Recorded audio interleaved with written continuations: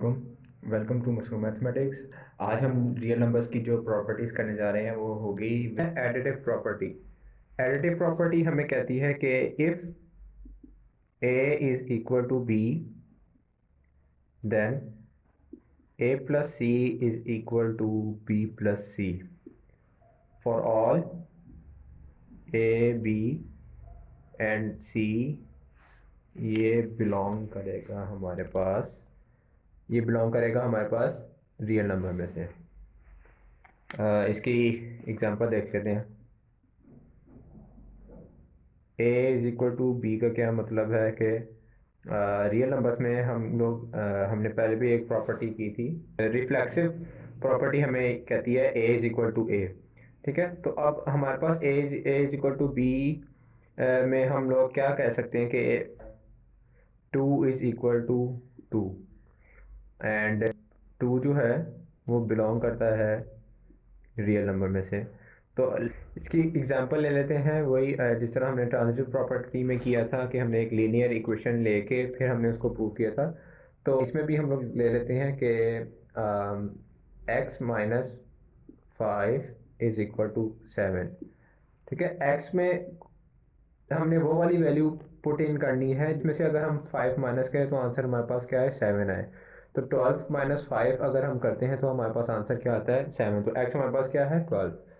तो इसको आगे फर्दर हम लोग सॉल्व करते हैं। X minus five plus five is equal to seven plus five. ठीक है, तो ये यहाँ पे क्या आ गया, x is equal to twelve. तो यही हमने इसको देखना था कि हमारे पास ये इक्वेशन जो है वो होल्ड किस तरह करती है। ये हमारे पास ए है, ये बी है। ठीक है, और हमने क्या किया है, हमने इसमें सी ऐड किया। सी हमारे पास क्या है, प्लस फाइव। प्लस फाइव हमने बोथ साइड्स पर हमने ऐड किया। तो एक्स हमारे पास ये यहाँ पे ये फाइव प्लस फाइव और minus five cancel out and x is equal to हमारे पास ट्वेल्व। ये हमारे पास आंसर आ गया। नेक्स्ट हमारे पास जो प्रॉपर्टी है वो है मल्टीप्लिकेटिव मल्टीप्लिकेटिव प्रॉपर्टी। तो मल्टीप्लिकेटिव प्रॉपर्टी में हमारे पास ये है कि if a is equal to B then a multiplied by c is equal to b multiplied by c for all a b c belongs to real number. A b c जो है वो real number में से belong करेंगे। तो इसकी जो example है वो हम लोग इस तरह से ले लेते हैं कि अगर हमारे पास हो x by four is equal to five then हमारे पास a है, x बाय फोर हमारे पास a है, b हमारे पास है फाइव। ठीक है, और हमने क्या करना है कि इसको मल्टीप्लाई करना है क्योंकि हमने x फाइंड आउट करना है।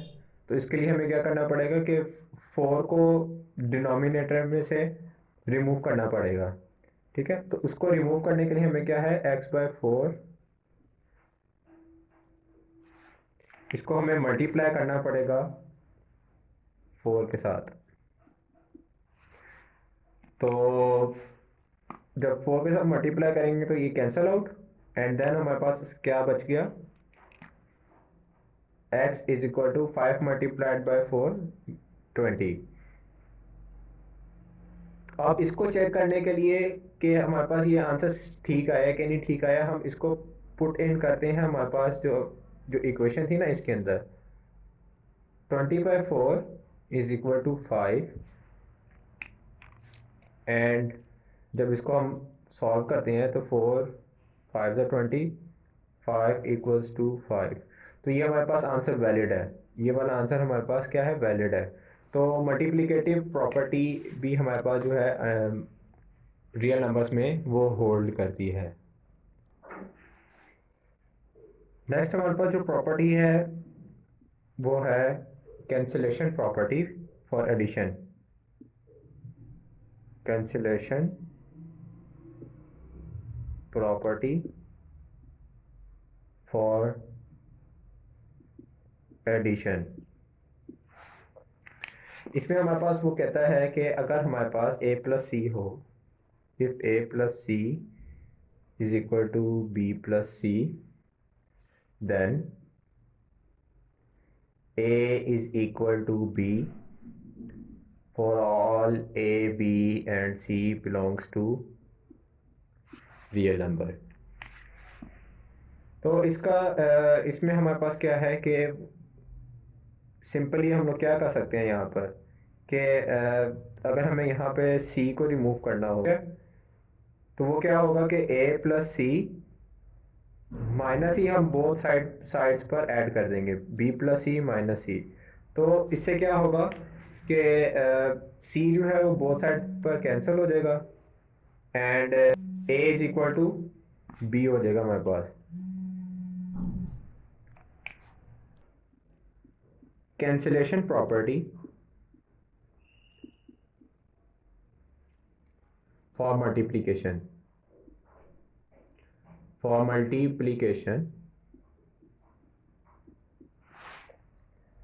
इसमें क्या होगा, इसमें ये होगा कि वो कह रहा है कि इफ